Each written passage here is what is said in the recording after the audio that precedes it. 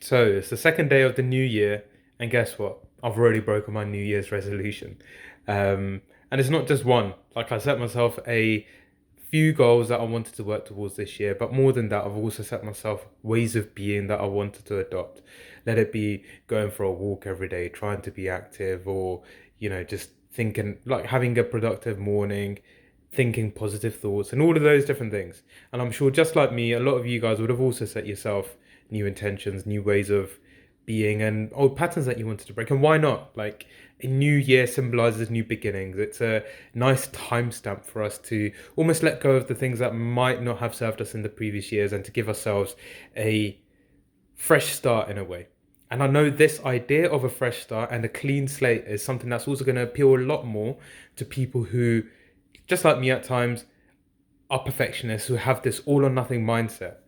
And I just realized how that mindset in itself can also be something that then works against us. So yesterday, when I was saying that, for example, I'm gonna try and adopt this new behavior of, let's say, going for a walk every day. It was all well and good setting myself that intention. And yes, I can. I've still got the rest of the day to go ahead and do all of this stuff, but the weight of having to expect myself to do that every single day can in itself add to that feeling of overwhelm, and it's essentially just another weight that can also drag you down from making those changes. So what can we do, or what can I do here in this scenario to try and overcome that? Maybe an example or an idea is to realize and understand and also acknowledge that change is going to be a lot more difficult. Change is something that's not going to be perfect, and that there are going to be some days where that change and setting ourselves that new behavior is going to be easier to do than other days.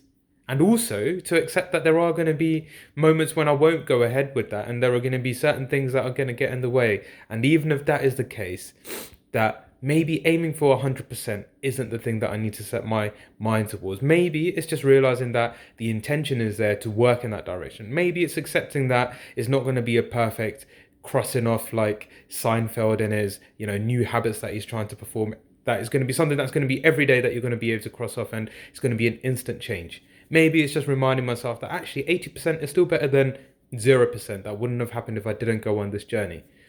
And that's just with something like that could be as simple as just going out for a walk. But imagine if we set ourselves things that are perhaps less tangible to do, but also we want to work on. So that could. So what do I mean by things that are less tangible?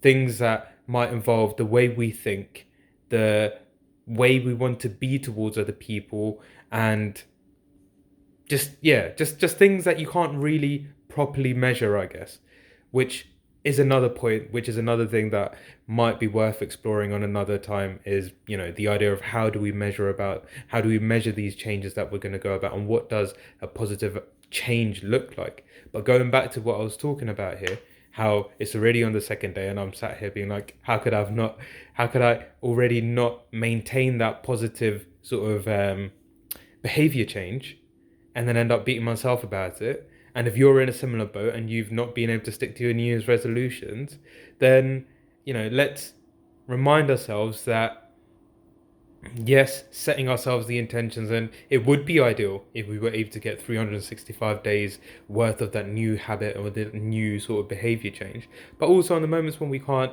bring about that change, let's be kind. Let's acknowledge that we've at least set the intentions, and if we've fallen off the bandwagon, then let's work towards jumping back onto it. And in those moments, if we believe that we can't do that, and if you just feel like you need someone else to give you a nudge, to encourage you along the way, we can be our sort of number one supporter. But at the same time, letting other people know what you're trying to do and asking for a bit of help along the way is also a positive thing. That's also one of the kind of positives of being part of a community, being part of this whole new year energy, where you know that it's not just you, but there's also a whole host of people that you know within your circles, or that you don't know within your circles, who are also in the same boat of trying to bring about that change. So in these moments, know that you're not alone if you've also fallen off the bandwagon, and that you've not been able to maintain this new habit, that or this new behavior that you're trying to bring about. It's fine. I'm just filming myself here to show that actually I'm in the same boat and that we are in this together.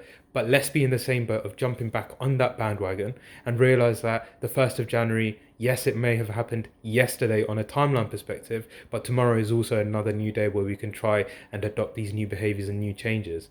So wishing you guys all of the best for 2022, and let's all work together towards creating this new reality that we wish we could do, but also realize that it can be sometimes be difficult to change old behaviors, old patterns, and it's okay. It's okay if we struggle through that, but we will get there as long as we keep on playing the game, as long as we keep on plucking away.